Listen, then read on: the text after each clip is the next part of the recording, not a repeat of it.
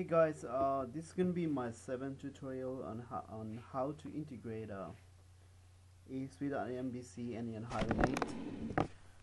So basically, what we did in our sixth part, it was basically we were able to grab a county, distinct counties from the backend database, and then so basically that's what we did. We said like get all the states from the table and basically return the view that we like to return to the view model that we like to give to our view is called US state view model. Let me go ahead and close all but this, and let me now show you the current view that we have in our index page. So basically this is our model that we are exposing to the view, right? So US state view model. Using that view, basically I'm populating the drop down list. This is the ID of the drop down list, and this is the model US states, and I'm setting some property like JavaScript, like here JavaScript function called display counties, and I'm passing this referring to this this current drop down list. And just to make it better, just hard coding some CSS like 200 pixel. Okay, let's now look it into if I run this right now,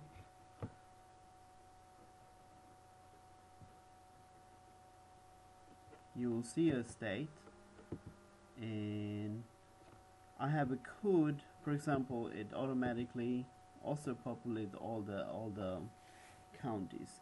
Let's look at how it does. To do that, basically, I have this display county function.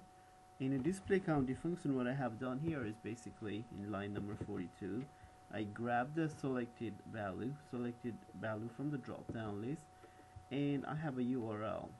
So this URL is basically saying this is a controller and this is the action method onto that controller. Basically this is my URL, and then I have this county drop down list. I want to make sure every time you select new state, I would like to make it empty, so that otherwise it will start concatenating all the states, all the counties together. That's the behavior I don't want it, so that's why I have to clear this one.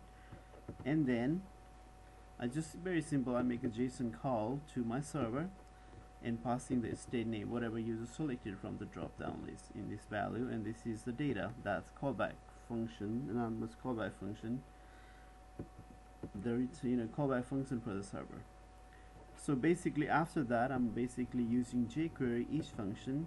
On each, this is index and value. Basically I am creating option DOM object and appending that DOM object into the DDL counties. Okay, that is pretty simple in UI. So let me close my okay, great. That's what's really happening here. Let's look at how the get counties work.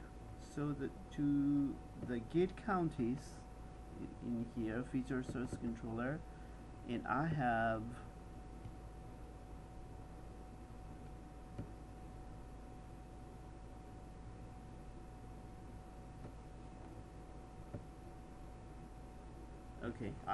get county function, and this is a state name that we call, and basically it goes into this DAO feature DAO and call the get counties by a state name. I will show you this NHibernate how NHibernate implementation of this one, and then basically whatever data it's just coming out list of counties, and that's what I'm returning to the server. That is pretty easy. Okay, now if I go for example into California, it's gonna populate all the counties. It will take a while. It already populated, and then let's go into Arizona. All the counties from Arizona is here. Let's go into Kansas. All the different counties from Kansas. Just to verify, I know the Delaware has only a few counties. Let's go into Delaware and make sure Yeah, okay, pretty cool. So our next task is to basically, let's say, if they select any counties, I would like to show all the infrastructure of that counties. All infrastructure, I mean, like in the bridges, or maybe churches, or buildings, or cemetery, or whatever in that county. That's the next thing I would like to show you in the drop down list. Okay, so to be able to do that in the view, what we have to do here, in our counties, we definitely need to have some sort of unchanged JavaScript function, right? So let's do that, unchanged.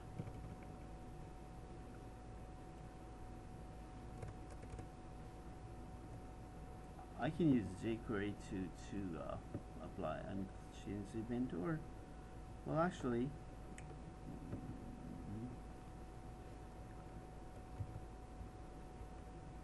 unchanged. Let's write down, let's say, populate.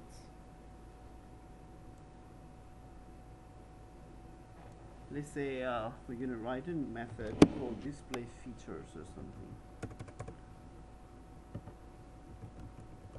Display features, and just like before, we'll take this, okay, as the, okay. Let's go ahead and let's go ahead and implement this JavaScript function. It's gonna be similar to this one. It's my function display features, and DDL. This is gonna be the county. Just the drop down count. You know, like county drop down. Basically, I can do.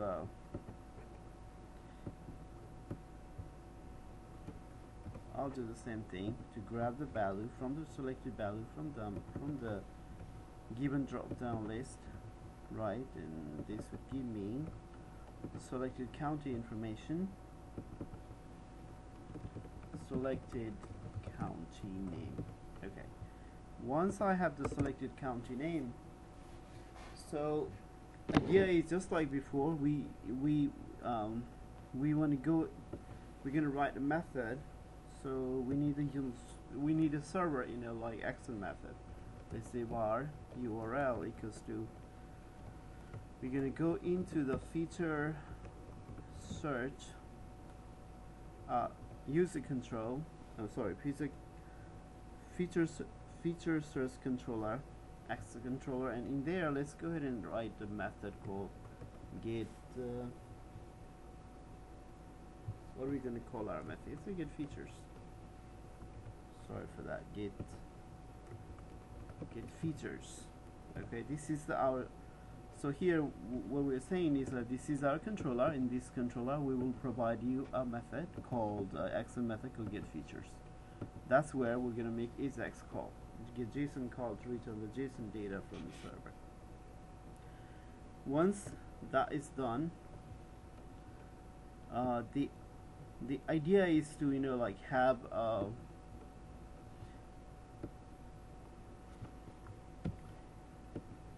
let's have one more row here, and here we'll say, let's give it a class, add a features, class name as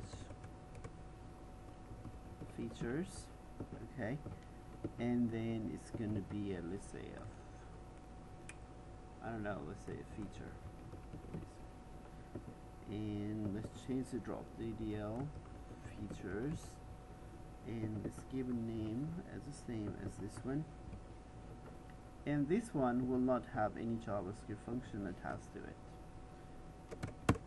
Okay, this is just a simple markup. And then, you know, just to start with, let's go ahead and not even show this guy here. We don't want to show this guy. This feature, we're gonna hide it right now. It is there, but we're gonna ask Jquery to go ahead and hide it. We don't want to show it right now. We don't want to. We actually don't want to show this.